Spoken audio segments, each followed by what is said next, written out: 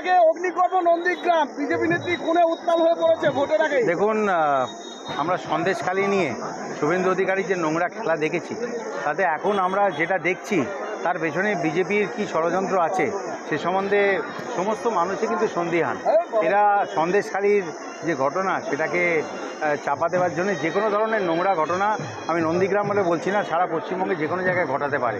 তো পুলিশ গেছে সেখানে ইনভেস্টিগেশন হোক, পুলিশ তার কাজ করবে, বিচার ব্যবস্থা তার কাজ করবে। তো যে কোনো মৃত্যুই যে কোনো দলেরই হোক সেটা দুর্ভাগ্যজনক, কিন্তু তার পেছনে কী ধরনের ষড়যন্ত্র আছে কি না, কারণ বিজেপি এখন যা করছে তাতে কোনো কিছুই অসম্ভব নয়। কাজে সেটা আসলে খুঁজে দেখা খুব দরকার। পুলিশের কাজ করতে দিন, সত্যটা নিশ্চয়ই উদ্ঘাটিত। একাধিক তৃণমূল কর্মী সমর্থকদের দোকানে বাড়িতে আগুন লাগিয়ে দেওয়া হয়েছে, সম্পত্তি নষ্ট হচ্ছে। দেখুন, শুভেন্দু অধিকারীর নেতৃত্বে পশ্চিমবঙ্গে বিজেপি গুন্ডামি তো করছে, কিন্তু 4 তারিখে যা জবাব পাওয়ার ওরা জবাব পেয়ে যাবে। 4 তারিখে জবাবটা পাওয়ার পেয়ে যাবে। প্রধানমন্ত্রী তো দেখছেন প্রথম 3 দফার ভোটে উন্নয়ন অনেক কিছু বলছিলেন, তারপরে বুঝতে পেরেছিলেন যে সারা ভারতবর্ষের মানুষ সেটা বিশ্বাস করছেন না।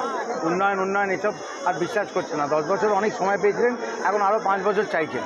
এবং 3 নম্বর দফার পর দেখুন উনি সব ছেড়ে দিয়ে এখন মুসলিম এটা ওটা সেটা, এখন পুরো কমিউনাল, মানে পুরো সমাজকে বিভক্ত করার যে রাজনীতি, সেই ধরনের ভাষণ সব জায়গায় দিয়েছিলেন। ওরাও বুঝেছে যে পায়ের তলার মাটি সরে যাচ্ছে এবং মানুষ ওদের এই ফাঁকা জুমলা সেটা আর বিলিভ করছে না। এবং আমি ওইদিকে ঘর করে এসেছি।